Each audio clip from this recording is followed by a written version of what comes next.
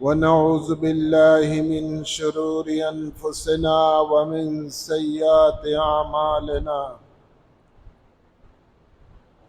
من يهد الله فلا مضل له ومن يضلله فلا هادي له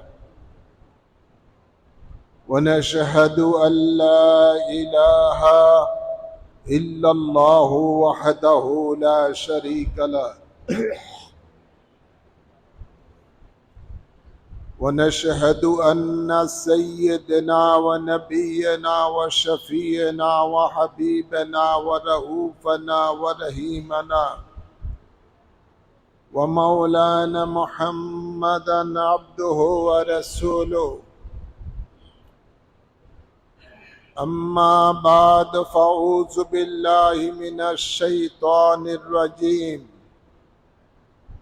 بسم الله الرحمن الرحيم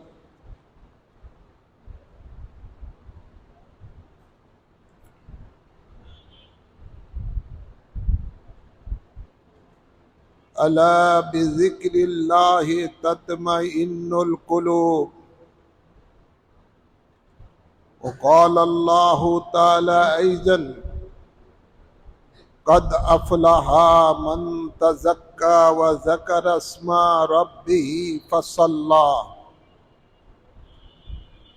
إن الله وملائكته يصلون على النبي يا أيها الذين آمنوا صلوا عليه وسلموا تسليما اللهم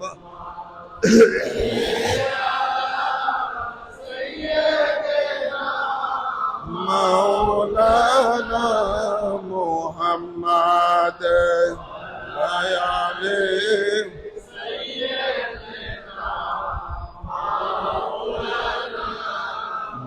محمد اللهم صل على سيدنا مولانا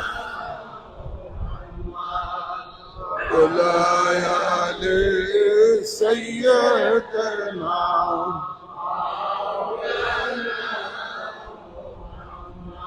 وتعزره وتوكره قرآن তে ঘোষণা নবীজিকে তাজিম করা ইমানদারের নিশানা আল্লাহুম্মা সাল্লি আলা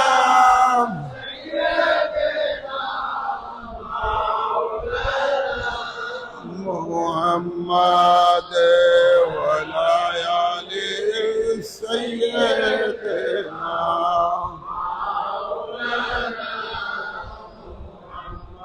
حب رسول حب خدا حدیث پاک ঘোষণা من أحبني فقد أحب الله رسول দিলেন ঘোষণা اللهم صل على سيدنا مولانا محمد وعلى آل سيدنا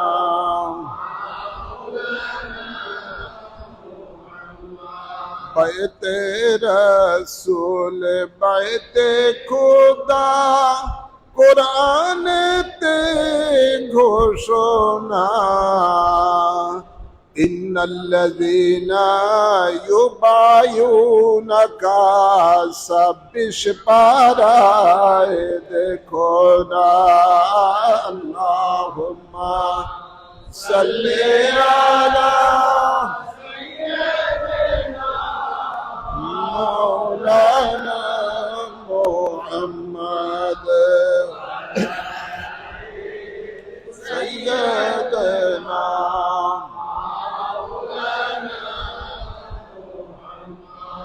সুবহানাল্লাহ ওয়ালহামদুলিল্লাহ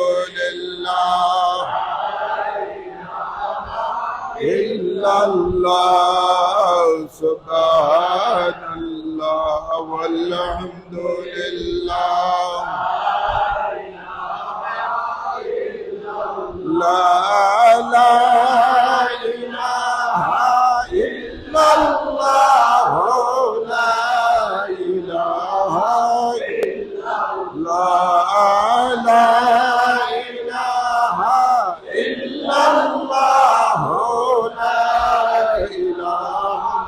ইল্লাল্লাহ সুবহানাল্লাহ ওয়ালহামদুলিল্লাহ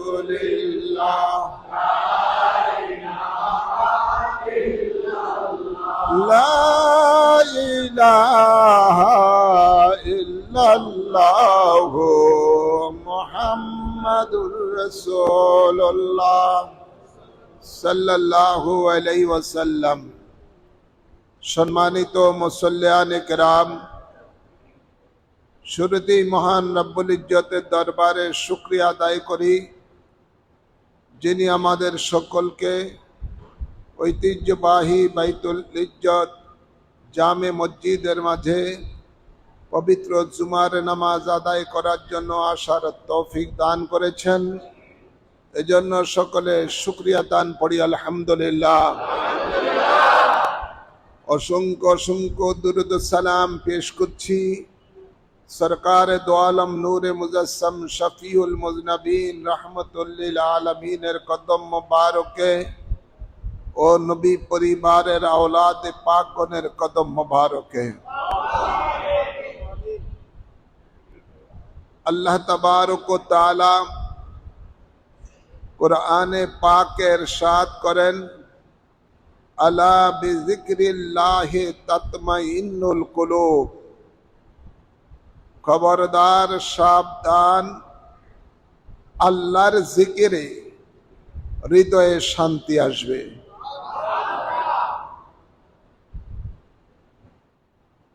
আমরা দুনিয়াবাসীরা শান্তির জন্য আমরা বহু চেষ্টা করি।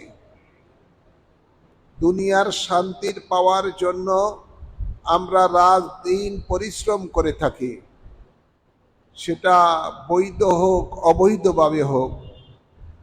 মানুষ এই ক্ষণিকের জিন্দেগির শান্তির জন্য কত রকমের চেষ্টা করে থাকে, কিন্তু দেখা যায় অনেকে অনেক টাকার মালিক, দুনিয়াবি অনেক সম্পদ অর্জন করেছেন, অন্তরে শান্তি নাই। এসি রুমের মধ্যে থাকলেও ঘুম আসে না, শান্তি নাই। মেডিসিন খেয়ে ঘুমের ওষুধ খেয়ে ঘুমাইলেও ঘুম আসে না, শান্তি নাই। শিল্পপতি হয়ে আছে, শান্তি নাই। প্রধানমন্ত্রী হয়ে আছে, শান্তি নাই। মন্ত্রী হয়ে আছে, শান্তি নাই। তো শান্তি পাওয়া যাবে কোথায়? যিনি আমাদের খালেক, যিনি আমাদের মালিক, যিনি আমাদের স্রষ্টা, যিনি আমাদেরকে একটা সুন্দর দেহ দিয়েছেন, সুন্দর একটা জীবন দিয়েছেন, যিনি এই কুল কায়নাতকে সাজিয়েছেন মানুষের কল্যাণের জন্য। তিনি বলতেছেন, বন্দারে, তোমার খালেক, তোমার মালিক আমি ঘোষণা দিচ্ছি, তোমরা শান্তি কোথায় পাবা? শান্তি যদি পেতে চাও, আমি আল্লাহকে বেশি করে ইয়াদ করো। আমি আল্লাহর স্মরণের মাধ্যমে, জিকিরের মাধ্যমে তোমাদের শান্তি আসবে। এই শান্তি এমন শান্তি দেখবেন যার হৃদয়ে আল্লাহ শান্তি দিয়ে দেন, ও যদি না খেয়েও থাকে তারপরে তার একটা শান্তির ঘুম আসে। একটা কুড়ে ঘরের মধ্যে থাকলে শান্তির ঘুম আসে, আসে না? নাই? তার কোনো টেনশন নাই, টেনশন মুক্ত, ওর জীবনে শান্তি আসবে। কেননা শান্তি দেওয়ার মালিক কে? শান্তি দেওয়ার মালিক আল্লাহ। তো আল্লাহ বলেন, বন্দারে শান্তি চাও, আমি আল্লাহকে ইয়াদ করো। এই ইয়াদটা কেমন ইয়াদ? উযকুরুল্লাহা যিকরান কাসীরা লাআল্লাকুম তুফলিহুন, অধিক রূপে ইয়াদ করো। অধিক রূপে স্মরণ করো, তাতে করে তোমরা সফলতা পাবে। দুনিয়ার সফলতাই মানুষের একজন ইমানদারের সফলতা না। একজন ইমানদারের হাকিকতের সফলতা হলো আখিরাতের সফলতা। কথা বুঝছেন না? দুনিয়ার সফলতাটাই মানুষের জিন্দিগির সফলতা নয়, যেহেতু এই দুনিয়ার জিন্দিগিটা আখিরাতের তুলনায় একটা সেকেন্ডের সময় না। একটা সেকেন্ডের সময় না, এটা সামান্য যে সময়। এই সময়ের শান্তির জন্য মানুষ দৌড়াদৌড়ি করে, কিন্তু অনন্তকাল যে কালের জীবনের শুরু আছে শেষ নাই, সেই জিন্দেগির শান্তির জন্য মানুষ চেষ্টাই করে না। আল্লাহ তাবারক ওয়া তাআলা বলেন, ফাযাক্কির ফাইন্না যিকরা তানফাউল মুমিনিন। তোমরা আমি আল্লাহকে স্মরণ করো, এই স্মরণের দ্বারা মুমিনের উন্নতি সাধন হবে। শুধু এই দুনিয়ার উন্নতি নয়, আখিরাতের উন্নতি। সুবহানাল্লাহ বলেন। আর এই আল্লাহকে স্মরণ বাদ দিয়ে, আল্লাহর ইয়াদকে বাদ দিয়ে, আল্লাহর জিকিরকে বাদ দিয়ে আমরা দুনিয়ার ফিকিরে লিপ্ত আছি। যারা আল্লাহ তাবারক ওয়া তাআলা এদের ব্যাপারে বলতেছেন যে তোমরা যারা আমি আল্লাহর জিকিরকে বন্ধ করে দিয়েছো, আমি আল্লাহর স্মরণকে যারা তোমরা বন্ধ করে দিয়েছ, তোমরা পক্ষান্তরে তোমাদের জীবন ধ্বংসের মাঝে তোমরা নিয়ে গেলে। নাউযুবিল্লাহ বলেন। কোরআনে পাকে আল্লাহ স্পষ্ট জানিয়ে দিয়েছেন, তোমরা যারা লা তুলহিকুম আমওয়ালুকুম ওয়ালা আওলাদুকুম আন যিকরিল্লাহ, তোমরা যারা সন্তানের জন্য, অর্থের জন্য আমি আল্লাহর জিকিরকে বন্ধ করে দিয়েছো, ফাউলাইকা হুমুল খাসিরুন, তোমরা ধ্বংস হয়ে যাবে। লা তুলহিকুম আমওয়ালুকুম ওয়ালা আওলাদুকুম আন যিকরিল্লাহ ওয়া মান ইয়াফআল যালিকা ফাউলাইকা হুমুল খাসিরুন। যারা এই কর্ম করবে, আল্লাহর জিকিরকে বন্ধ করে দিবে, তারা পক্ষান্তরে ধ্বংস হয়ে যাবে। নাউযুবিল্লাহ। ভাইয়ের আমার, দয়াল নবী বলেন, আফজালুল যিকরে লা ইলাহা ইল্লাল্লাহ, শ্রেষ্ঠ জিকির হলো লা ইলাহা ইল্লাল্লাহ। এই জিকিরের দ্বারা বেঈমান যদি ইকরার বিল লিসান, তাসদিক বিল জিনান, আমল বিল আরকানের মাধ্যমে এই জিকির কেউ যদি করে, এই কলেমা কেউ যদি তেলাওয়াত করে, সেই বেঈমান থেকে ঈমানদার হয়ে যাবে। আর একজন ঈমানদার বারংবার এই জিকির যদি তেলাওয়াত করে, তার ঈমান এবং আমল মজবুত হবে। বান্দা থেকে সে আস্তে আস্তে আল্লাহর বন্ধুতে পরিণত হয়ে যাবে।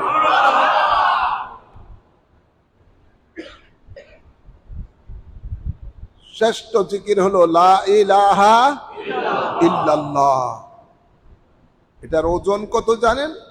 আল্লাহ বলেন, ওই মুসা শুনো, 7 আসমান 7 জমিন যদি এক পাল্লায় রাখা হয়, আর এই লা ইলাহা ইল্লাল্লাহ লিখে যদি অন্য পাল্লায় রাখা হয়, লা ইলাহা ইল্লাল্লাহর পাল্লা ভারী হয়ে যাবে। কিয়ামতের দিবসে প্রত্যেকের আমল নামা মিজানের মধ্যে দেওয়া হবে। এক পাল্লায় নেকি, আরেক পাল্লায় বদি। যেই দিকে পাল্লা ভারী হয় সেই দিকেই তার ফয়সালা হয়ে যাবে। নেকের পাল্লা ভারী হলে জান্নাতে যাবে, গুনাহের পাল্লা ভারী হলে জাহান্নামে যাবে। তাই সেই ব্যক্তি শ্রেষ্ঠ ব্যক্তি, জ্ঞানী ব্যক্তি, যিনি দুনিয়াতে থেকেই আখিরাতে তার নেকের পাল্লা ভারী করেছেন। মরার পরে এটা সুযোগ নাই। নেকের পাল্লা ভারী করার জন্য মরার পরে কোনো সুযোগ নাই। এই দুনিয়ার জিন্দেগিতেই সেগুলো করতে হবে। এই মহা নেয়ামত আমরা যাতে লাভ না করতে পারি, এই জন্য শয়তান আমাদের পিছনে লেগে আছে, দিন রাত পরিশ্রম করছে। আল্লাহর বন্দারা যেন আল্লাহর ইয়াদ বেশি বেশি ইয়াদ করে, জিকির করে, সে যেন আল্লাহর বন্ধুতে পরিণত না হয়।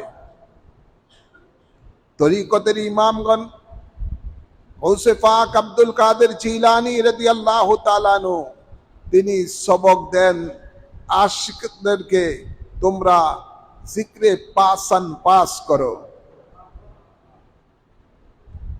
অর্থাৎ নিঃশ্বাস যখন বাইর হয় আল্লাহকে ইয়াদ করো, নিঃশ্বাস যখন ভিতরে নাও আল্লাহকে ইয়াদ করো।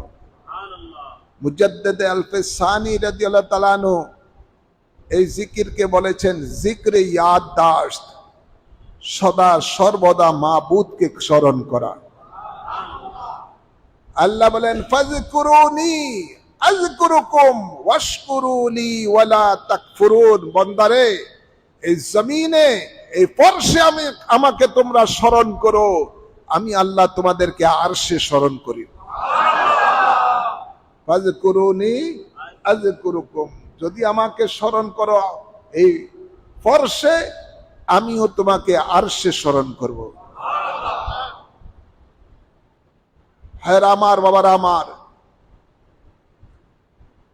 সেই জিকির, কোরআনের তেলাওয়াত এটাও আল্লাহর জিকির, নামাজ এটাও আল্লাহর জিকিরের মধ্যে অন্তর্ভুক্ত, এবং সদা সর্বদা আল্লাহ ইলাহা ইল্লাল্লাহর জিকির এবং সুবহানাল্লাহি ওয়া বিহামদিহি সুবহানাল্লাহিল আযীম, এগুলো আল্লাহর জিকিরের মধ্যে অন্তর্ভুক্ত।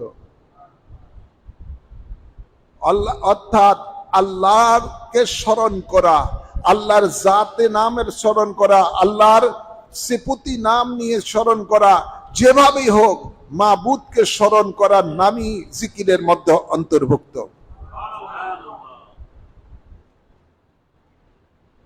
এখন আসুন, এই জিকির করলে আর কি লাভ হবে? এই জিকির করলে লাভ হবে এটাই যে আমরা যখন কোনো গুনাহ করি, গুনাহটা একটা নাপাকি কাজ, এই নাপাকি কাজের একটা দাগ, নাপাকি দাগ, কালো দাগ আপনার পবিত্র একটা স্থান রয়েছে আপনার দেহের মধ্যে, সেটার নাম হলো কলব। নবী পাক বলেন, যেই ব্যক্তির কলব পাক সেই ব্যক্তির দেহটা পাক, আর যে ব্যক্তির কলব না পাক সে ব্যক্তির দেহটাই না পাক। তা আপনার গুনার কারণে আপনার কলবকে নাপাক করার যে করে ফেলেছেন, এই নাপাক কলবকে পাক করতে হলে অধিক রূপে আল্লাহর জিকির করতে হবে। যেহেতু কলেমায়ে তাইয়্যিবি হলো নাপাককে পাক করে দেওয়ার এসেন, নাপাককে পাক করে দেওয়ার জন্যই এ কলেমা, এই জন্য এটার নাম দেওয়া হয়েছে কলেমায়ে তাইয়্যিব, যেই পবিত্র কলেমা, যেই কলেমা নাপাককে পাক করে দেয়। মুশরিক যারা, বেঈমান যারা, এদেরকে আল্লাহ তাবারক ওয়া তাআলা নাজাস বলেছেন, ইন্নামাল মুশরিকুনা নাজাসুন, মুশরিক হলো নাপাক।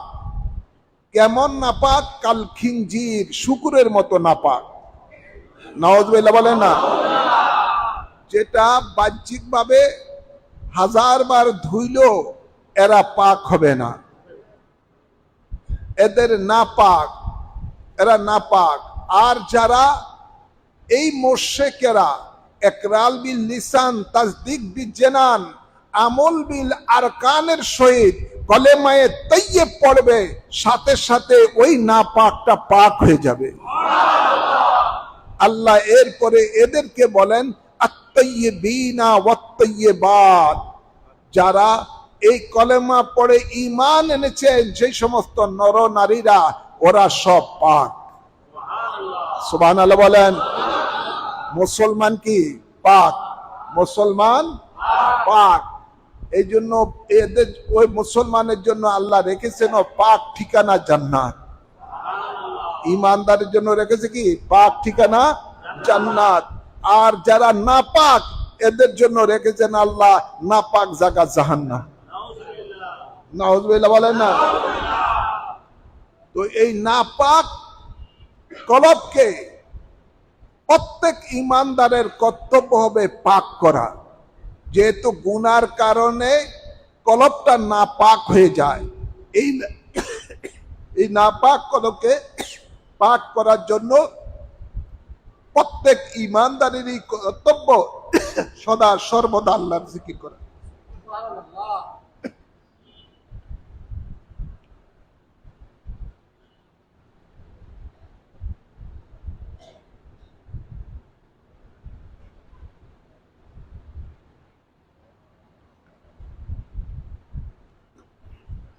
আফসোস,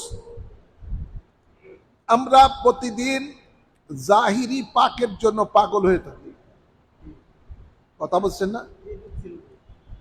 আমাদের দেহের মধ্যে দৈনিক সাবান দিয়ে গোসল না করলে নিজের থেকে যেন একটা খুঁতখুত ভাব, একটা অস্থিরতা ভাব থাকে। শরীরের মধ্যে ময়লা কাপড় চোপড় থাকলে এটা কতক্ষণ পরিবর্তন করে একটা পরিষ্কার পরিচ্ছন্ন কাপড় পরবো, এটা নিয়ে ব্যতিব্যস্ত থাকি। অনেকে আছে একদিন একটা কাপড় পরলে পরের দিন আবার সেটা পরে না, এটা থেকে মনে হয় যেন একটু ময়লা ময়লা ভাব। আমরা জাহিরি পাকের জন্য প্রতিদিন ব্যস্ত হয়ে যাই, কিন্তু বাতিনি পবিত্রতার জন্য আমরা চেষ্টা করি না। ঠিক না বা ঠিক? বাতিনি পবিত্রতার জন্য আমরা চেষ্টা করি না। বাতিনি পবিত্রতা হলো আত্মাকে পরিশুদ্ধ করা। যে আত্মা আপনার, যে কলব আপনার পাপের কারণে নাপাক হয়ে গেছে, সেটাকে আমরা পরিশুদ্ধ করার জন্য কোনো কাজ করি না। আল্লাহ তাবারক ওয়া তাআলা বলেন, কাদ আফলাহা মান তাযাক্কা, তারাই সফলতা লাভ করেছেন যারা নিজকে নিজ পবিত্র করতে পেরেছেন। বাহ্যিক পবিত্রতা আসল পবিত্রতা নয়, হাকিকত আপনার ভিতরগত বাতিনি পবিত্রতাই হলো আসল পবিত্রতা। ঠিক না বাড়ি?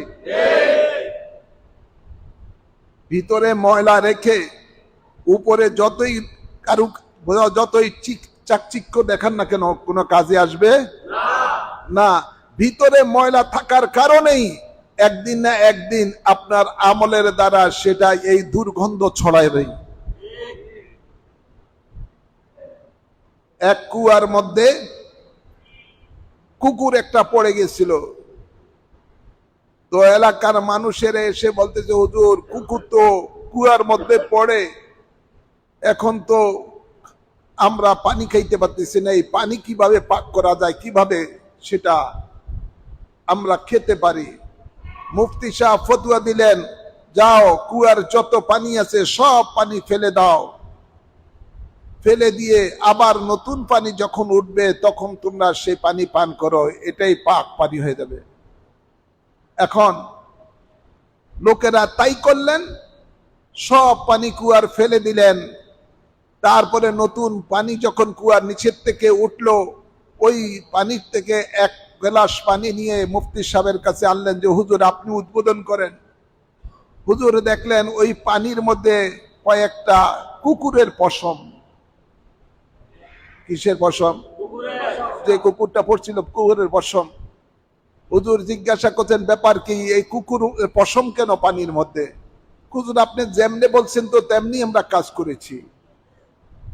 সব পানি ফেলে দিয়ে নতুন পানি যখন আসছে তখন সেই পানি নিয়ে আপনার কাছে নিয়ে আসলাম। তখন হুজুরের মুফতি সাহেবের অন্তরের মধ্যে একটা খেয়াল জাগছে যে এরা তো পানি পালাইছে ঠিকই, কিন্তু কুকুর যে পড়ছে ওটার মধ্যে কুয়ার মধ্যে কুকুর ফালাইছে কিনা। তোমরা কুকুর ফালাইছো? হুজুর এটা তো কর নাই। কথা বুঝছেন না? তো মুফতি সাহেব কয়, আরে কম বক্ত, তোমরা যদি হাজারো বার কুকুরে এই কুয়ার পানি পরিবর্তন করো, কখনো এই কুয়ার পানি পাক হবে না যতক্ষণ পর্যন্ত তার ভিতর থেকে কুকুর না ফলাইবা। ঠিক না বাড়ি? কুকুর ফেলাও, তারপরে নতুন পানি উঠবে, এরপরে ওই পানি তোমাদের জন্য পাক পানি তোমরা পান করতে পারবা। আমরা যতই কিছু করি না কেন, বাহ্যিক যতই পরিষ্কার পরিচ্ছন্ন আমরা করি না কেন, ভিতরে যে আমাদের মরা কুকুর রয়েছে সেটা আমরা ফলাই এখনো নিক্ষেপ করতে পারি নাই। ঠিক না বাটি? ভিতরের ময়লা সেই কুকুরটা কি আমরা এখনো আমাদের নাপাক কলবকে পাক করতে পারি নাই।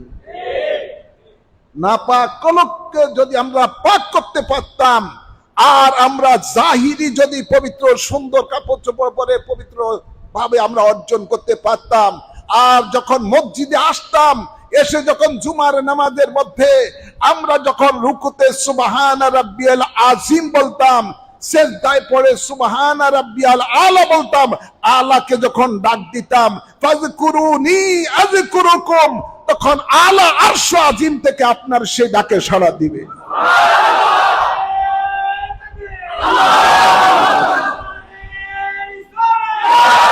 সেই আপনার সেই নামাজটাই তখন আপনার হয়ে যাবে হুজুরি কলবের নামাজ। যে হুজুরি কলবের নামাজ আল্লাহর দিদার পাওয়া যায়। কার দিদার পাওয়া যায়? আল্লাহর দিদার পাওয়া যায়। দয়াল নবী বলেন, যার ইবাদত করো তাকে তুমি দেখে দেখে ইবাদত করো, সেই অবস্থাটা ফিরে আসবে। আপনার ভিতর থেকে আগে মরা কুকুর বাইর করেন। ঠিক না বেটি? মরা কুকুর বাইর করা দরকার আছে। যদি সেটা না করেন, যত কিছুই আপনি ইবাদত করেন, ওই ইবাদতের মধ্যে হুজুরি কলবের ইবাদত হবে না। সেই ইবাদতের মধ্যে আপনার স্বাদ পাবেন না। বড় আফসোস, আমরা আজকে সেই বাতিনি পরিষ্কার করার জন্য কোনো চেষ্টা করি না। এই বাতিনি পরিষ্কার করার জন্য আপনার পীর ও মুর্শিদের পক্ষ থেকে যে ওজিফাগুলো দেওয়া হয়েছে, সেই ওজিফাগুলো আমরা যথাযথভাবে পালন করি না। না করার কারণে আমরা এখন এমন অবস্থা হয়ে গেছে যে আমরা এখন পাপকে পাপ মনে করি না। নাউযুবিল্লাহ বলেন না? পাপকে পাপ মনে করি না। যে সুদ খাইতেছে সে সুদ খাইতেই আছে, যে ঘুষ খাইতেছে সে ঘুষ খাইতেই আছে, যে মিথ্যা বলতেছে সে মিথ্যা বলতেই আছে, গুনাহের মধ্যে যে লিপ্ত আছে লিপ্তই আছে। আল্লাহ কোরআনে বলেন যে এই নামাজটা তোমাদের, ইন্নাস সালাতা তানহা আনিল ফাহশাই ওয়াল মুনকার, নিশ্চয়ই নামাজ তোমাদেরকে সকল ফাহশা মানে প্রত্যেক গুনাহ থেকে তোমাকে বিরত রাখে। কই আমরা নামাজ পড়ি, 5 ওয়াক্ত নামাজ পড়ি, তারপরও নামাজের পর থেকে আমরা ওই গুনাহ যেই গুনাহ করতেছি সেই গুনার মধ্যেই লিপ্ত আছি। কোনো বিরত আছে? জোর বলে না, কোনো বিরত আছে? কোনো বিরত নাই। যে যেমনি আছে সেমনি চলছে। তো কারণ কি? আমাদের এই গুনাহ থেকে আমরা, আমাদেরকে এই নামাজ যে আমাদেরকে বিরত রাখবে, সেটা কোন নামাজ? ওই নামাজ, সেই নামাজ হলো হুজুরি কলবের নামাজ। ওই নামাজ, যে নামাজ পড়লে আপনার, যে নামাজ পড়ার পূর্বে আপনি আপনার বাতিনি এবং জাহিরি পবিত্র করে আপনি ওই নামাজে যখন দাঁড়াচ্ছেন, তখন ওই নামাজই আপনাকে সকল পাপ কাজের থেকে বিরত রাখবে। আমরা সেগুলো করি না। সেই আল্লাহর জিকির ইয়াদকেই আমরা ছেড়ে দিয়েছি। তরিকতের ইমামগণ প্রত্যেকেই প্রথমেই আশিকানদেরকে, সালেকদেরকে সবকি দেন কলব পবিত্র করার। কিসের? কলব পবিত্র করার। এই কলব পবিত্র করার জন্য আমরা কোনো চেষ্টা করি না। যারা তরিকতের দাখিল হয়েছেন, তরিকতে প্রবেশ করেছেন, বায়াতে রাসূল নিয়ে তরিকতে প্রবেশ করেছেন, কই আপনাদের মধ্যে কোনো সেই জিকির আজকার তরিকতের সবক এগুলো কোনো কিছুই চোখে পড়ার মতো নাই। জিকিরে মাহবিলের মধ্যেই নাই, সাপ্তাহিক জিকিরও নাই, মাসিক জিকিরও নাই, ফজরের পরে সূর্য ওঠা পর্যন্ত আল্লাহর জিকির করার সেটাও নাই, জিক্রে ইয়াদদাস নাই, জিক্রে পাসান পাস নাই, কিছু নাই বলতে কিছুই নাই, যেমন আছে এমনই চলছে। এই তরিকতের স্বাদ কোত্থেকে পাবেন? হুজুরি কালবের নামাজ যদি না পড়তে পারেন আর কি করবেন? হুজুরি কালবের নামাজ যখন আপনি পড়বেন তখন আপনার সাথে দুনিয়ার সব সম্পর্ক ছিন্ন হয়ে যাবে, একমাত্র কানেকশন সৃষ্টি হবে মাহবুদের সাথে। হযরতে খুবাইব রাদিয়াল্লাহু তাআলা আনহু রাসূল পাকের একজন সাহাবী ছিলেন। আল্লাহ নবী ওনাকে পাঠালেন গোয়েন্দা হিসাবে মক্কার জমিনে, যে কাফেরেরা মুসলমানের বিরুদ্ধে কি ষড়যন্ত্র করতেছে সেটা খবর পৌঁছানোর জন্য। যখন সে মক্কার জমিনে নবী পাকের নির্দেশে কাজগুলো করতেছিলেন, কাফেরদের কাছে সে এক পর্যায়ে ধরা পড়ে গেল। পড়ার পরে সকলে মিলে সিদ্ধান্ত নিল কাফেরেরা, মক্কার মুশরিকেরা, যে খুবাইবকে মৃত্যুদণ্ড দেওয়া হবে শাস্তি হিসাবে, যেহেতু সে দেশদ্রোহিতার কাজ করেছে, তাদের দেশের বিরুদ্ধে কাজ করতেছে, সুতরাং তার মৃত্যুদণ্ড। তখন তারা সকলে বললেন মৃত্যুদণ্ড থেকে শুধু একমাত্র রেহাই পাবে একটা কারণ, একটা কাজ যদি করে, খুবাইব যদি মুহাম্মদ সাল্লাল্লাহু আলাইহি সাল্লামকে ছেড়ে দেয়, আল্লাহকে ছেড়ে দেয়, অর্থাৎ ইসলাম ধর্ম ত্যাগ করে, তাদের হিন্দু ধর্ম মূর্তি পূজা যদি তারা শুরু করে দেয়, সে শুরু করে, তাহলে তার মৃত্যুদণ্ড থেকে রেহাই পাবে না। হযরতে খুবাইব রাদিয়াল্লাহু তাআলা বলেন, আমি কখনো আল্লাহ রসুলকে ছাড়বো না, ইসলাম ত্যাগ করব না, আমরা কখনো এটা করতে পারি না, আমি করব না, তোমরা যা ইচ্ছা তাই করো। তখন তারা বললেন ঠিক আছে, তুমি যখন তোমার মতের মধ্যে অটল আছো, তো তোমার শাস্তি তোমাকে ভোগ করতেই হবে। তারা একটা দিনক্ষণ ঠিক করলেন, তাদের একটা মেলার অনুষ্ঠানে সকল মানুষ উপস্থিত থাকবে, সকলের সামনে তাকে তীক্ষ্ণ শুলির উপরে বসিয়ে দেওয়া হবে, নিচে দিয়ে শুলি ঢুকবে, মাথা দিয়ে বের হবে। নাউযুবিল্লাহ বলেন না, এই মৃত্যুদণ্ড। হযরতে খুবাইব বলেন ঠিক আছে তাই করো। যখন এ হলো ঈমান কত বড় মজবুত, আর আমাদের দেশের মধ্যে ঈমান হইল কচু পাতার পানির মতো, ঠিক না বাড়ি? দলের স্বার্থে ঈমান বিক্রি করে ফেলে, আছে না নাই? কোথায় মুর্শিদ, কোথায় আল্লাহ, কোথায় রসুল, কোথায় কোরআন, কোথায় সুন্নাহ, খবর নাই। দলের জন্য সব শেষ। নাউযুবিল্লাহ বলেন। এই চিত্র দেখা যায় জাতীয় নির্বাচন আসলে। আল্লাহ হেদায়েত করুক। হযরতে খুবাইব বলেন আমি কখনো ঈমান ছাড়ব না, আল্লাহ রসুলকে ছাড়ব না। দিনক্ষণ ঠিক হলো, সকল হাজার হাজার মানুষ তাকিয়ে আছে, খুবাইবকে মৃত্যুদণ্ড দেওয়া হবে। ভাইয়ের আমার, যখন মৃত্যুদণ্ড দিবে, জল্লাদ পাশে দুই পাশে দাঁড়িয়ে আছে, তাকে শক্তিশালী জল্লাদ তাকে উঁচু করে ওই শুলির মাটির মধ্যে শুলি বসানো আছে সেটার মধ্যে বসিয়ে দিবে। এবার মৃত্যুর আগে মৃত্যুদণ্ড দিবে, এর পূর্বক্ষণে বলতেছে, এ খুবাইব তোমার শেষ কোনো ইচ্ছা আসেনি? মানুষের একটা শেষ আশা কিছু আসেনি? কয় থাকলে বলো, কিছুক্ষণের মধ্যেই তোমার মৃত্যুদণ্ড কার্যকর করা হবে।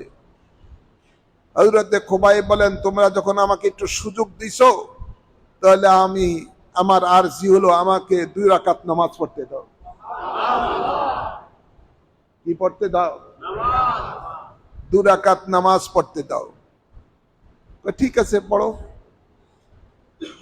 হযরতে খুবাইব রাদিয়াল্লাহু তাআলা আনহু যখন নামাজের নিয়ত করে সেজদায় গেলেন, সেজদায় গিয়ে যখন সুবহানা রাব্বিয়াল আলা বলতেছেন, আলাকে ডাকতেছেন, সুবহানাল্লাহ বলেন না, আল্লাহকে যখন ডাকতেছেন, সেই ডাকাটা কেমন ডাকা? আশেক মাশুকের সাথে ডাকা চলছে, কথোপকথন চলছে, সেই ডাকার মধ্যে কোনো পর্দা নাই, সেই দেখার মধ্যে পর্দা নাই, আশেক মাশুকের সাথে ডাইরেক্ট দিদার হচ্ছে। সেই নামাজটা হলো হুজুরি কালবের নামাজ। আলাকে ডাকতেছে, আলো তাকে ডাকতেছে, আয় বন্দা আয়। আল্লাহ বলেন, যে বন্দা আমার দিকে এক কদম দেয় আমাকে পাওয়ার জন্য, আমি আল্লাহ তার দিকে আরো 10 কদম বাড়িয়ে দেই। আলাকে ডাকতেছে, আলো বলে, আসো বন্দা আসো, আসো কাছে আসো। তো আল্লাহর সাথে কথা হচ্ছে, কখন আশেক মাশুকের সাথে কথাবার্তা চলছে, সেজদায় পড়ে সময় যে কখন চলে যায় কোনো খবর নাই, কোনো খবর নাই। যখন সময়টা বেশি যাচ্ছে, সেজদায় টাইম বেড়ে যাচ্ছে, উপস্থিত সেই কাফেরেরা বলা বলি করতেছে, এ খুবাইব তোমার অন্তরে বুঝি মরণের ভয় লাগছে, এই জন্য নামাজের বাহানা দেওয়ার সময় টাইম পাস করতেছ, হ্যাঁ, তোমার মনে হয় মনের পরিবর্তন ঘটতেছে। এই ধরনের তারা পরস্পরে কথা বলতেছে, আর ওদের কথাটা হযরতে খুবাইব রাদিয়াল্লাহু তাআলা কানে গেল। এক পর্যায়ে খুবাইব রাদিয়াল্লাহু তাআলা নামাজ শেষ করলেন, শেষ করে বলতেছে কাফেরদেরকে, এই কাফেররা শুন, আমার অন্তরে কোনো পরিবর্তনের কোনো খেয়াল নাই, আমার অন্তরে কোনো মরণের ভয় নাই, ভয় তো আমি করি একমাত্র আল্লাহকে। কাকে? ভয় তো একমাত্র মুমিনের অন্তরে থাকবে, আল্লাহর ভয়, আর কারো ভয় নাই। সুতরাং আমি আল্লাহর সাথে, আমার মাবুদের সাথে, আমার আল্লাহর সাথে কথা বলতেছি, কোন সময় যে টাইম বেশি হয়ে যাচ্ছে আমি আর ওইদিকে খেয়াল নাই। এখন তোমাদের যা ইচ্ছা তা তোমরা করো, সুবহানাল্লাহ বলেন না। ঈমান কত বড় মজবুত। যখন খুবাইব রাদিয়াল্লাহু তাআলা আনহুকে শুলের মধ্যে বসাচ্ছেন, ওই সময় তিনি বলতেছেন, ফালাস্তু বালিহিনা উক্তাল মুসলিমা ফি আইয়ি জামবিন কানা ফিল্লাহি মাসরাই। আজকে আমি নিজকে নিজ ধন্য মনে করতেছি যে আজকে আমি ইসলামের উপরে আমি দুনিয়া থেকে বিদায় নিতেছি, আল্লাহ ও রাসূলের সন্তুষ্টির উপরে। এই হলো ওনাদের ঈমান। এটা বলার পিছনে হলো এটাই যে হুজুরি কালবের নামাজ যখন পড়বেন, তখন আপনার সময় কোথেকে চলে যাবে, তখন আশিক মাশুকের দিদার যখন চলবে, তখন আর খবর থাকবে না, কোনো খবর থাকবে না। এক যুদ্ধের মধ্যে মাওলা আলী শেরে খোদার পায়ের মধ্যে তীর বেঁধেছিল, অনেক চেষ্টা করতেছেন তার সঙ্গীরা তীর বের করার জন্য, তীর বার করতে পারতেছে না। অপারেশন করার মতো তো ওইরকম সিস্টেম 1500 বছর পূর্বে এখন যেরকম অবশ করে ওইরকম তো নাই। তো হযরতে মাওলা আলী শেরে খোদা বলতেছেন, আমাকে তোমরা এরকম তীর বাইর করার ব্যাপারে এত টানাটানি করে কষ্ট দিও না, আমি যখন নামাজে দাঁড়াবো তখন তোমরা চেষ্টা করিও। সুবহানাল্লাহ বলেন না। তাই মাওলা আলী শেরে খোদা মুশকিল কুশা তিনি যখন আপনার নামাজে দাঁড়ালেন, তখন তার সঙ্গের সাথীরা ওই পায়ে যেখানে তীর বেঁধেছে সেখানে গোস্ত কেটে ওই তীর বের করলেন, উনি বিন্দু মাত্র শব্দ করলেন না। নামাজ শেষ করার পরে লোকেরা বলেন, ব্যাপার কি আলী, নামাজের পূর্বে আমরা বহু চেষ্টা করছি, তুমি কষ্টে ছটপট করেছো, করে আওয়াজ করেছো যন্ত্রণায়, আমরা তোমার এটা খুলতে পারি নাই, যখন নামাজে দাঁড়াইছো তোমার এই গোস্ত কেটে এই তিলটা বের করলাম, তুমি শব্দ করলা না। আরে আমি নামাজের মতো তো আমার মাবুদের দিদারে ছিলাম, যেরকম আপনার হযরতে জুলেখা রাদিয়াল্লাহু তাআলা আনহা ইউসুফের প্রেমে পাগল ছিলেন। তো জুলেখাকে বলতেন, তুমি একটা বাদশার স্ত্রী, একজন গোলামের প্রেমে পাগল হইছো, আমাদের তো মান সম্মান ইজ্জত সব শেষ করছো, তোমার সাথে আর বন্ধুত্ব আমরা রাখতে পারবো না। বান্ধবীরা বলে তোমার সাথে আমরা সব ছিন্ন করলাম। বান্ধবীরা বড় বড় আপনার ঘরের মেয়েরা, আরে আমি যার পাগল সেটা তারে যদি তোমরাও দেখতা তোমরাও পাগল হইতা। এটা কোনো সম্ভব নাকি? একটা গোলামের জন্য এরকম পাগল হবো, নিজের ইজ্জত সম্মান নষ্ট করবো? আচ্ছা ঠিক আছে, তোমাদের দাওয়াত দিলাম অমুক দিন আইসো আমার বাড়িতে। আসলেন, প্রত্যেককে সারিবদ্ধভাবে চেয়ারে বসালেন, আর হাতে একটা লেবু দিলেন, একটা ধারালো ছুরি দিলেন, চাকু দিলেন। বললেন, আমি যার পাগল তাকে তোমাদের সামনে দিয়ে যখন নিয়ে যাব তখন তোমরা তোমাদের হাতের লেবুটা কাটো। হযরতে জুলেখার হযরতে ইউসুফ আলাইহিস সালামকে যখন তার জুলেখার বান্ধবীর সামনে দিয়ে হেঁটে নিয়ে যাচ্ছেন, তখন তার জুলেখার বান্ধবীরা লেবু কথা মতো লেবু কাটা শুরু করলেন। লেবু কাটতে কাটতে লেবু কাটলো, সাথে সাথে আঙ্গুলও কাটলো। আঙ্গুলও কাটলো, খবর নাই, ই নাই, খবরও নাই, টের নাই, ব্যথা নাই, কিছু নাই, ওইদিকে কোনো নজরই নাই। বলতেছে, এই জুলেখা, এটা তো আসলে মানুষ না, এটা তো ফেরেশতা না। তো হযরতে ইউসুফ আলাইহিস সালামের সৌন্দর্যটা দিয়েছে কে? জোর বলেন না, কে দিয়েছেন? ইউসুফ আলাইহিস সালামের সৌন্দর্য দেখে জুলেখার বান্ধবীরা পাগল হয়ে বেহুশ হয়ে নিজের হাত কেটে ফেলেছে, খবর নাই। আর যখন একজন আল্লাহর আশিক প্রেমিক বান্দা যখন নামাজের মধ্যে হুজুরি কালবের নামাজ পড়বে, মাবুদকে দেখে দেখে সুবহানা রাব্বিয়াল আলা বলবে, তখন দুনিয়ার কোনো খেয়াল তার মধ্যে থাকবে না। থাকবে কোনো? থাকবে না। আল্লাহর সৌন্দর্য, আল্লাহ নূরের তাসাল্লি যখন দেখতে থাকবে তখন আর কোনো তার খেয়ালই থাকবে না। আমরা এই নিয়ামত অর্জন করার জন্য চেষ্টা করি না, বলেন শুধু দুনিয়া দুনিয়া দুনিয়া, কিভাবে কামাইতে পারি সেই নিয়ে আমরা ব্যতিব্যস্ত, দুনিয়ার জন্য শুধু পাগল। আল্লাহ বলেন কোরআনে, ও বান্দা শুন, মাতা ও দুনিয়া কালিল, দুনিয়াটা সামান্য, যত কিছু করস না কেন, শত শত কোটি টাকার মালিক হও, হাজার কোটি টাকার মালিক হও, শত কিছু অর্জন করো না কেন, এটা মনে রাখো আখিরাতের তুলনায় অত্যন্ত নগণ্য। আখিরাতের সুখ শান্তি ওটা অত্যন্ত আজিম, যেটা তুমি কল্পনা করতে পারো না। অথচ সেই আজিম নিয়ামত অর্জন করার জন্য আমরা চেষ্টা করি না। আমরা শুধু ক্ষণিকের জিন্দিগির ক্ষণিকের এ আপনার আরাম আয়েশের জন্যই আমরা আল্লাহর জিকিরকে ছেড়ে দিয়েছি। নাউযুবিল্লাহ বলেন না। আমাদের মতো এত বোকা আর হতে পারে না। আল্লাহ হেদায়েত দান করুন, আমিন বলেন। আপনাদেরকে এটুকুই বলবো, বেশি করে আল্লাহর ইয়াদ করেন, বেশি করে আল্লাহর জিকির করেন, তাহলেই আপনার জাহিরি বাতিনি পবিত্র করেন, নিজের থেকে একটা শান্তি অনুভব হবে। এই শান্তি শুধু দুনিয়া নয়, মরার পরও শান্তি।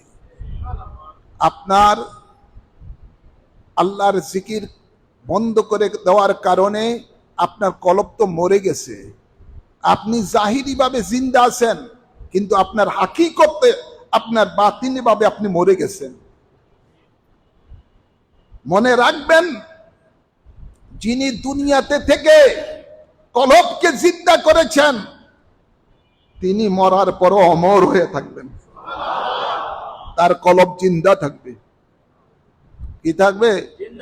তার কলব জিন্দা থাকবে। কবরে গেল জিন্দা, কবরে গেল জিন্দা, পরকালও তো জিন্দা। আর যারা দুনিয়াতে জিন্দা আছেন কিন্তু কলব মুর্দা, এ বেটায় জিন্দা থেকেও মুর্দা, জিন্দা থেকেও মুর্দা। এটা কোনো সেদবেত নাই, কোনো কিছু নাই। আল্লাহ হেদায়েত দান করুন। আমিন বলেন, আমিন বলেন। এই কলবটা যখন জিন্দা করবেন আল্লাহর জিকিরের দ্বারা, আপনি ঘুমিয়ে থাকলেন কিন্তু আপনার কলব ঘুমাবে না, কলব আল্লাহর জিকির করতে থাকবে, কলব আল্লাহর জিকির করতেই থাকবে। আপনি এই জন্য তরিকতের যে সবকগুলো দেওয়া আছে, কানজুল আদাব, সাবিলুন নাজাতে, এসব সবকগুলো আপনারা আদায় করেন সঠিকভাবে, কলবকে জিন্দা করেন, কলবের থেকে আল্লাহর জিকিরের আওয়াজ কানে শুনতে পাবেন। আল্লাহ কবুল করুন, আমিন বলেন। যে যত বেশি আল্লাহর জিকির করেছেন তিনি তত বেশি আল্লাহর নিকটতম হয়ে গেলেন। আল্লাহর যে যত বেশি আল্লাহর জিকির করেছেন, আল্লাহ বলেন মা ইয়াজালু আবদি ইয়াতাকাররাবু ইলাইয়া বিন নওয়াফিল হাত্তা হাবাবতুহু, অধিক এই নফল ইবাদতের মাধ্যমে বান্দাকে আমি আমার বন্ধুতে পরিণত করে নেই, খুব কাছের করে নেই। তা আল্লাহর কাছের হওয়ার জন্য চেষ্টা করেন। দুনিয়ার বড় বড় নেতা মেতা এটা সেটার জন্য, সেটার কাছে যাওয়ার জন্য চেষ্টা করেন না, আল্লাহর কাছের হওয়ার জন্য চেষ্টা করেন। আল্লাহ কবুল করুন, আমিন বলেন। আজকে